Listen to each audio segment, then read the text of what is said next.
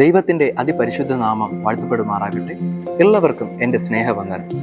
ഉൽപ്പത്തി പുസ്തകം 1-ാം അധ്യായം 22-ാം വാക്യത്തിൽ പറയുന്നു, നിങ്ങൾ വർദ്ധിച്ചു പെരുകി സമുദ്രത്തിലെ വെള്ളത്തിൽ നിറയുവിൻ, പർവ്വജാതി ഭൂമിയിൽ പെരുകട്ടെ എന്ന് കൽപ്പിച്ചു. ദൈവം അവയെ അനുഗ്രഹിച്ചു. ദൈവം ഒരു മനുഷ്യനിൽ ആഗ്രഹിക്കുന്ന ഏറ്റവും വലിയ കാര്യം അവന്റെ ജീവിതത്തിലെ അനുഗ്രഹവും അവന്റെ ജീവിതത്തിലെ സമൃദ്ധിയും ആണ്. ഉൽപ്പത്തി പുസ്തകം ആദ്യ അധ്യായങ്ങൾ വളരെ വ്യക്തമായിട്ട് നമുക്കത് കാണുവാനായിട്ട് സാധിക്കും. അനുഗ്രഹം, സമൃദ്ധി എന്ന് പറയുന്നത് ദൈവം ആദ്യമായി കൽപ്പിക്കുന്ന വാക്കുകളാണ്. ഇത് വെറും വാക്കുകളല്ല, ഇത് ദൈവത്തിന്റെ ആജ്ഞയാണ്. ഇത് ദൈവം നമുക്ക് നൽകുന്ന വാഗ്ദത്തമാണ്. ഇത് ദൈവിക നിയമമാണ്. ഈ വാക്യത്തിന്റെ അവസാന ഭാഗങ്ങളിൽ ഇപ്രകാരമാണ് എഴുതിയിരിക്കുന്നത്, ദൈവം അവയെ അനുഗ്രഹിച്ചു.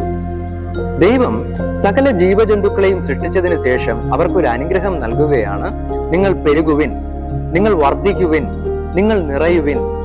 ഈ വാക്കുകൾ ദൈവം കൽപ്പിച്ചപ്പോൾ തന്നെ അവരുടെ ജീവിതത്തിൽ സ്വയമായി ഒരു അനുഗ്രഹം ഉണ്ടാകുവാൻ തുടങ്ങി, സ്വയമായി ഒരു വർധന ഉണ്ടാകുവാൻ തുടങ്ങി, സ്വയമായി അവർ നിറയുവാനായിട്ട് തുടങ്ങി.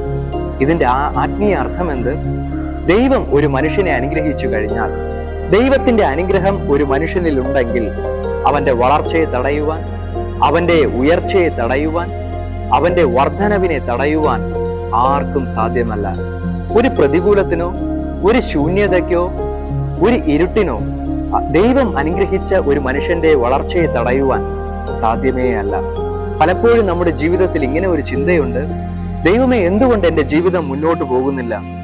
എന്തുകൊണ്ട് എൻ്റെ കുടുംബജീവിതത്തിൽ ഒരു വർധന ഉണ്ടാകുന്നില്ല? എന്തുകൊണ്ട് എൻ്റെ കുടുംബജീവിതത്തിൽ ഒരു ഉയർച്ച ഉണ്ടാകുന്നില്ല? അവരോട് ഇന്ന് ദൈവം പറയുകയാണ്, ഞാൻ നിന്നെ അനുഗ്രഹിച്ച ഇടത്ത് നിന്റെ വളർച്ചയെ തടയുവാനോ, നിന്റെ ഉയർച്ചയെ തടയുവാനോ, നിന്റെ മുന്നോട്ടുള്ള കുടുംബജീവിതത്തെ തടയുവാനോ ആർക്കും സാധ്യമല്ല. ദൈവം അവയോട് കൽപ്പിക്കുകയാണ്, നിങ്ങൾ പെരുകുവിൻ, നിങ്ങൾ വർദ്ധിക്കുവിൻ, നിങ്ങൾ നിറയുവിൻ. ഒരു മനുഷ്യന്റെ ജീവിതത്തിൽ ദൈവം അനുഗ്രഹങ്ങൾ നൽകുന്നത്, വളർച്ചകൾ നൽകുന്നത്, സമൃദ്ധികൾ നൽകുന്നത് അത് അവന് വേണ്ടി മാത്രമല്ല, അവന്റെ ചുറ്റുമുള്ളവർക്ക് വേണ്ടി കൂടെയാണ്. സമൃദ്ധി എന്നുകൊണ്ട് ഉദ്ദേശിക്കുന്നത് സാമ്പത്തികമായിട്ടുള്ള വളർച്ച മാത്രമല്ല, അവന്റെ ആത്മീയ ജീവിതത്തിലുള്ള വളർച്ച, അവന്റെ വിശ്വാസത്തിലുള്ള വളർച്ച, അവന്റെ അനുഗ്രഹങ്ങൾ മറ്റുള്ളവർക്ക് പങ്കിടുവാനുള്ള ജീവിതത്തിന്റെ വളർച്ച, അവന്റെ പ്രാർത്ഥനാ ജീവിതത്തിന്റെ വളർച്ച. വളർച്ചകൾ ദൈവം നൽകുന്നത് മറ്റുള്ളവർക്ക് പങ്കിടുവാൻ വേണ്ടി കൂടെയാണ്. നാം വളർച്ചകൾ, നമ്മുടെ സമൃദ്ധികൾ, നമ്മുടെ അനുഗ്രഹങ്ങൾ മറ്റുള്ളവർക്ക് പങ്കിടുമ്പോൾ ദൈവം നമ്മിൽ നിന്ന് അതിനെ കൂടുതലായിട്ട് വളർത്തുവാനായിട്ട് തുടങ്ങും. ദൈവം സമൃദ്ധമായി നമ്മളെ അനുഗ്രഹിക്കുവാനായിട്ട് തുടങ്ങും. ദൈവം ഭൂമിയെ സൃഷ്ടിച്ചപ്പോൾ ഭൂമി പാഴും ശൂന്യവുമായിരുന്നു.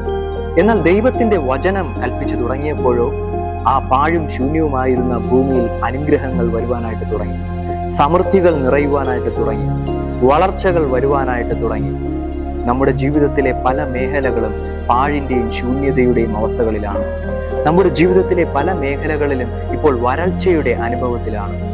നമ്മുടെ ജീവിതത്തിലെ പല മേഖലകളും ഇപ്പോൾ നിരാശയുടെ അനുഭവത്തിലാണ്. എന്നാൽ ദൈവത്തിന്റെ അനുഗ്രഹം നമ്മുടെ ഈ ജീവിതത്തിൽ പ്രഖ്യാപിക്കുകയാണെങ്കിൽ, ദൈവത്തിന്റെ അനുഗ്രഹം നമ്മുടെ ജീവിതത്തിൽ കൽപ്പിക്കുകയാണെങ്കിൽ തീർച്ചയായിട്ടും ആ കുറവുകൾ മാറും, ആ നിരാശയുടെ അനുഭവങ്ങൾ മാറും, ആ വരൾച്ചയുടെ അനുഭവങ്ങൾ മാറും.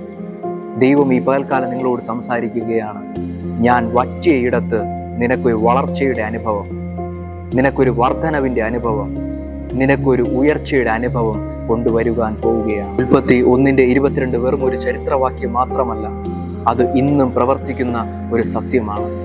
യേശുവിൽ നമ്മുടെ ജീവിതങ്ങളെല്ലാം പെരുകണം, യേശുവിൽ നമ്മുടെ ജീവിതത്തിൽ സമൃദ്ധികൾ ഉണ്ടാകണം, യേശുവിൽ നമ്മുടെ ജീവിതത്തിൽ വർധന ഉണ്ടാകണം, യേശുവിൽ നമ്മുടെ ജീവിതങ്ങളെല്ലാം നിറയണം. അതിനായി നിർദ്ദേശിക്കപ്പെട്ടിരിക്കുകയാണ്. നമ്മുടെ ജീവിതത്തിലെ നിരാശയുടെ അനുഭവങ്ങൾ മാറട്ടെ, നമ്മുടെ ജീവിതത്തിൽ വളർച്ചയുടെ അനുഭവങ്ങൾ മാറി വളർച്ചയുടെ അനുഭവങ്ങൾ വരട്ടെ, നമ്മുടെ ജീവിതത്തിലെ കുറവുകളെല്ലാം മാറട്ടെ. അതിനായി നമുക്ക് ഒരുമിച്ച് പ്രാർത്ഥിക്കാം. ദൈവത്തിന്റെ സമൃദ്ധമായ അനുഗ്രഹം നമ്മിലേക്ക് വരട്ടെ. അതിനായി നമുക്ക് ദൈവത്തോട് പ്രാർത്ഥിക്കാം. ദൈവം നമ്മെ ഏവരെയും സമൃദ്ധമായി അനുഗ്രഹിക്കുമാറാകട്ടെ. ആമേൻ.